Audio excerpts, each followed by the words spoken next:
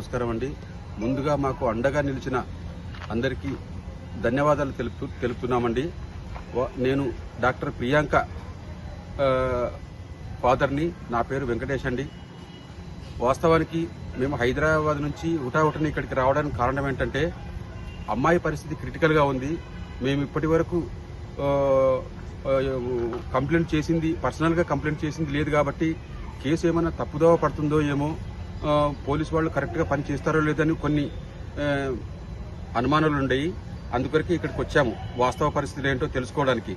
ముందుగా home minister Anita madam గారికి, SP గారికి, జిల్లా కలెక్టర్ గారికి, అలాగే ఎమ్మెల్యే వాసు గారికి, తర్వాత సిఏ గారికి, ఎస్పీ గారికి, డిఎస్పీ గారికి, వీళ్ళందరినీ కలిసిన తర్వాత నిజంగా వీళ్ళందరికీ చేతులెత్తి మొక్కుతున్నాను నేను.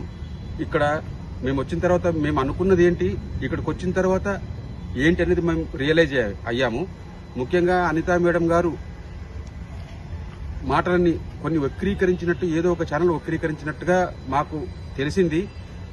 దయచేసి మాపై దయ ఉంచి ఏ ఛానల్ వాళ్ళైనా కానీ మా బాధను వ్యక్తపరుస్తున్నాము, దాన్ని రాజకీయంగా చేయొద్దండి, మాకు ఇబ్బంది కలిగించొద్దండి. మాకు న్యాయము జరుగుతుందని మీరందరూ అండగా నిలిచి చేస్తున్నది నిజంగా మాకు సంతోషము. కానీ కొన్ని విషయాలని వక్రీకరించి మళ్ళీ మా మనోవేదనకి గురి అయ్యేటట్టుగా చేయొద్దండి. దయచేసి వాళ్ళకి చేతులెచ్చి నమస్కారం చేస్తున్నాను. అలాగే ఇక్కడికి వచ్చిన తర్వాత ఏ పాయింట్ ఆఫ్ వ్యూలో దర్యాప్తు జరుగుతుంది, వాస్తవంగా మా అమ్మాయి క్రిటికల్ పరిస్థితిలో ఉంది, ఆమెకి ఏదన్నా జరగరాంది జరిగితే, మరణం సంభవిస్తే ఎవరైతే యాక్సిడెంట్ చేశారో వాళ్ళకి శిక్ష పడుతుందా, లేకపోతే ఇంకేమైనా ఇన్ఫ్లుయెన్స్ ఉపయోగించి తప్పించుకుంటారా అని కొన్ని సందేహాలతో మేము ఇక్కడికి వచ్చాం. వాస్తవానికి ఇక్కడికి వచ్చిన తర్వాత మాకు తెలిసింది ఏంటంటే పోలీసు వాళ్ళు చేసిన ఎంక్వైరీ పాయింట్ టు పాయింట్ వాళ్ళు చెప్పడము, ప్రతిదీ వాళ్ళు నోట్ చేసుకోవడము, ప్రతిదీ వాళ్ళు రికార్డ్ చేయడము, అలాగే ఫుటేజెస్ తీసి పెట్టడము, దాన్ని క్లియర్గా వివరంగా మాకు అర్థమయ్యేలా చెప్పి ఏం జరుగుతుంది, ఏం చేయబోతున్నారు అదంతా విన్న తర్వాత మాకు నిజంగా సాటిస్ఫై అయింది. చాలా అద్భుతంగా వాళ్ళు ఎంక్వైరీ చేశారు. ఖచ్చితంగా అంతా కూడా తప్పించుకునే మార్గమే లేదు, అలా చేశారు. వాళ్ళు గట్టి హామీ కూడా ఇచ్చారు మాకు చాలా సాటిస్ఫై అయ్యాం మేము. వాళ్ళు ఫర్దర్గా కూడా మీకు అండగా ఉండి నిందితులు ఎక్కడ తప్పించుకోకుండా ఖచ్చితంగా శిక్ష పడే హామీ ఇచ్చారు. కాబట్టి మేము మా సందేహాలు ఇప్పుడు నివృత్తి అయినాయి. కాబట్టి చాలా సంతోషము. తర్వాత ఇప్పుడు మాకు ఫోన్ వచ్చింది హైదరాబాద్ నుంచి, అమ్మాయి కండిషన్ చాలా క్రిటికల్, మీరు ఇమ్మీడియట్గా రావాలని చెప్పి ఫోన్ వచ్చింది. డాక్టర్లు ఫోన్ చేశారు, మేము బయలుదేరి వెళ్ళిపోతున్నాము. మా కొరకు డిపార్ట్మెంట్ వాళ్ళు చేసిన ప్రయత్నము, అంటే వాళ్ళు చేసిన దర్యాప్తులు కానీ, ఎస్పీ గారు, ముఖ్యంగా ఎస్పీ గారు, తర్వాత సిఐ గారు, ఈ డిపార్ట్మెంట్లో పోలీసు వాళ్ళందరూ చేసినటువంటి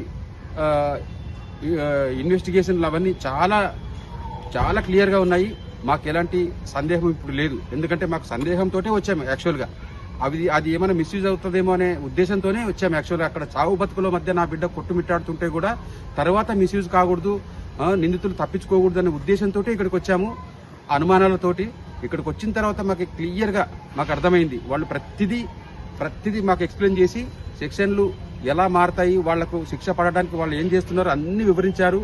నిజంగా చేతులెత్తి వాళ్ళకి నమస్కారం చేస్తున్నాను. మా కొరకు హృదయపూర్వకంగా నిజంగా వాళ్ళు కష్టపడి ప్రతిదీ కరెక్ట్గా నోట్ చేశారు. మాకు చాలా సంతోషం. అలాగే ఏలూరు ఐజీ గారు, తర్వాత సీఎం గారి పిఏ గారు రాజమౌళి గారు మాట్లాడిన మాటలను కొన్ని ఛానల్స్ వక్రీకరించి రాసినట్టు మేము విన్నాము. దయచేసి రాజకీయం చేయొద్దండి. ఇప్పటికే చెడు బాధతో ఉన్నాం మేము, మమ్మల్ని రాజకీయాల్లోకి లాగొద్దండి దయచేసి. ఛానల్ వాళ్ళు మాకు సహకరించాలన్నప్పుడు మనస్ఫూర్తిగా సహకరించండి, మాకు న్యాయం జరిగేలా చేయండి. మీరందరూ సహకరించడం వల్లనే మాకు అన్ని విధాలుగా మాకు న్యాయం జరుగుతుంది. కాకపోతే కొంతమంది ఏదో వక్రీకరించి ఇలా మేము మొన్నటి నుంచి చూస్తున్నాం, ఒకరు చనిపోయారని, అవయవ దానాలు చేసేశారని, ఏదేదో జరిగిపోయిందని మేము చెప్పని మాటలు, మా దృష్టిలో కూడా లేని మాటలు రాసేశారు. దయచేసి తొందరపడారా రాసి మమ్మల్ని ఇబ్బంది పెట్టొద్దండి. సార్ వాళ్ళు చేసిన మాటల్ని వక్రీకరించినారని మాకు తెలిసింది ఇప్పుడే, చాలా బాధేస్తుంది. అలా చెయ్యకండి దయచేసి ప్లీజ్. మీడియా వాళ్ళు వాస్తవాన్ని అర్థం చేసుకొని మేము నిజంగా చెప్పుంటే అదే టెలికాస్ట్ చేయండి, మమ్మల్ని వేరే విధంగా బాధ పెట్టొద్దండి దయచేసి.